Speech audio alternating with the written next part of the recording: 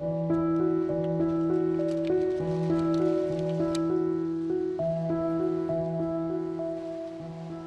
project came to be last summer. Gina Kim, who is my co-producer, approached me to do this film on the rise in anti-Asian hate. Georgia should not consider itself immune from this epidemic. And to be clear, the epidemic I'm referring to is not COVID-19, but racism towards Asian Americans. Stop Asian hate! Stop Asian hate! At that time, we were starting to see some of the violence sort of percolate onto our social media feeds. And so, we knew that this was going to be an issue. And I remember getting a call from my executive producer who said, hey, there's something happening. We don't know what it is yet. It possibly involves Asian women. When we first heard about the shooting in Atlanta, we were horrified and shocked. But to be honest, I think a lot of Asian Americans weren't entirely surprised. I think we saw it coming. Like, we saw the ramping up. We heard the rhetoric. And we will very easily defeat the China virus. That's what's happening.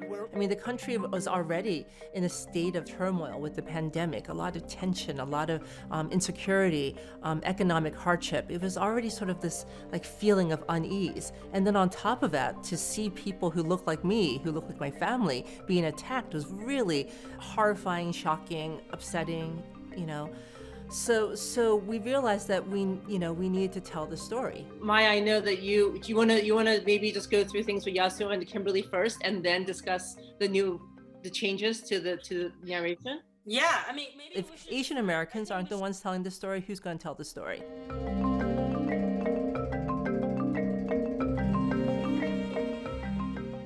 I had just gotten off the phone with the medical examiner, and she told me that yes, they did have a body downtown of a woman named Young Yu. That was my mother. We developed a relationship with Bobby Peterson, the son of Young Yu. I think I pulled over and just broke down in that moment. We spent a lot of time with him, and we just saw the devastation, just how broken he was. We entered aromatherapy spa and shot my mother upon entrance. We didn't want people to forget that this tragedy happened and that these women died. We had a sense of what we wanted to tell, but we really wanted to hear from the people in Atlanta. You're in a state of shock, right? And you're like, this can't be in Atlanta. And I think it was just in the middle of the night as I'm just laying there when I just started crying. I think that was a very important moment for me to go and process that this had actually happened and what this means for the Asian American community moving forward. Justice for Asian women! Let me hear you! Every single person we spoke to in the film said at some point in their life, they've been told by somebody on the street, go back to your country. You don't belong here. Go back to China, China boy, whatever. Every single person. And I just felt that every person we spoke to in the film, their pain was bubbling at the surface. I kind of wanted to explore, what does hate look like? Because right after March 16th happened, that was the topic of conversation amongst a lot of Asian Americans. And then all of a sudden, it just starts vanishing from the headlines. Maybe there's a way to incorporate, you're right, Kiki, not the whole scene, but images of her. Yeah. Yeah, I don't know. To sit there and watch over and over again, watching these attacks. I saw my father fly. People are talking about how their loved ones were brutally murdered. I feel pain for him. I so much pain for him. It just took a toll. We make the decisions about who we are based on who we elect to represent us. As we were making this film, more and more of these attacks started to happen.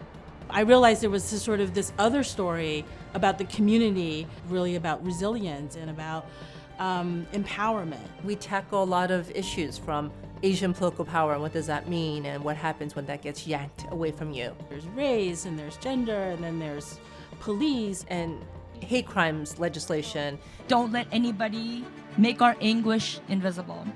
As an American, I felt like I wanted more for America. This is a nation that has made mistakes, but I think it's wonderful that everyone's come together in support of the community, but at the same time, it is a reminder of what Asian Americans across the country are facing or going through.